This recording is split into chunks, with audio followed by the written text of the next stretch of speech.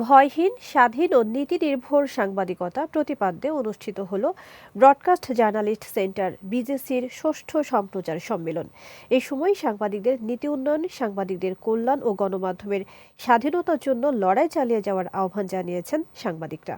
বিস্তারিত আফরাজ জেমিনের রিপোর্টে। জাতীয় পতাকা উত্তোলন ও জাতীয় সঙ্গীত গাওয়ার মধ্য দিয়ে শুরু হয় ব্রডকাস্ট জার্নালিস্ট সেন্টার বিজেসির ষষ্ঠ সম্প্রচার সম্মেলন 2025। এরপর শুরু হয় সাংগঠনিক সেশন। বক্তারা বলেন, সাংবাদিক সুরক্ষা আইন না থাকায় বারবার হামলার শিকার হচ্ছে গণমাধ্যম। সাংবাদিকদের সকল দাবি আদায়ে সাংবাদিক সমাজকে ঐক্যবদ্ধ হওয়ার আহ্বান জানান তারা। গণমাধ্যমের ত্রুটি চেপে ধরা কিংবা গণমাধ্যমকে ভয়ভীতি দেখানো, এটা কোনোটাই আমরা আশা করি না। আমরা একটা দমবন্ধ পরিবেশ থেকে যদি আমাদের একটা উত্তরণ ঘটে থাকে, আমরা সেটাকে এখন কাজে লাগাতে চাই। আমরা এখন কথা বলতে চাই, মানুষের কথা বলতে চাই, বাংলাদেশের কথা বলতে চাই। আগের সরকারগুলো, রাজনৈতিক সরকারগুলো কেন করে নাই সেটা আমরা জানি। সাংবাদিকতার অবস্থা এখন কোথায় দাঁড়িয়েছে সেটাও জানি। আমরা হতাশ না, আমরা সংক্ষুব্ধ যে এরকম একটি বিপ্লবী চরিত্রের সরকারের কাছ থেকেও আমরা এইরকম ভয়হীন, স্বাধীন সাংবাদিকতার পরিবেশ পেলাম না।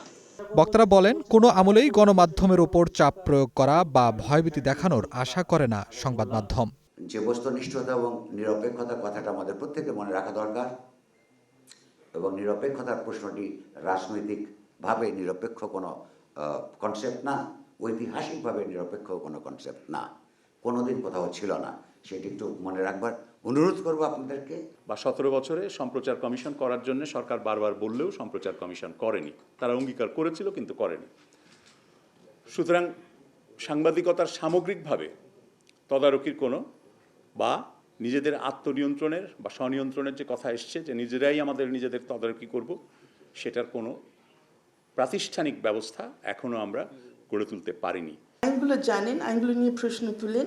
আর এখন পর্যন্ত যে মানহানির জন্য কাউকে আসলে গ্রেফতার করে জেল জুলুম করা যায়, এটা নিয়ে আপনারা সোচ্চার হন। আপনারা যদি নিজেরা সোচ্চার না হন, যে আইন দিয়ে আপনাদেরকে আসলে হয়রানি করা হয়, তখন আমরা এই দিকে কোনো পরিবর্তন দেখব না।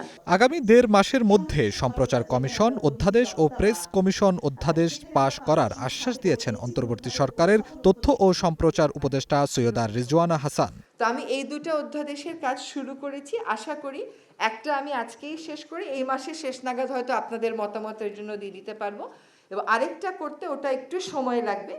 জানুয়ারির 7 তারিখের পরে তো আমার আর যাওয়ারও উপায় নেই, তার মধ্যে শেষ করে দিয়ে যাওয়ার চেষ্টা করব।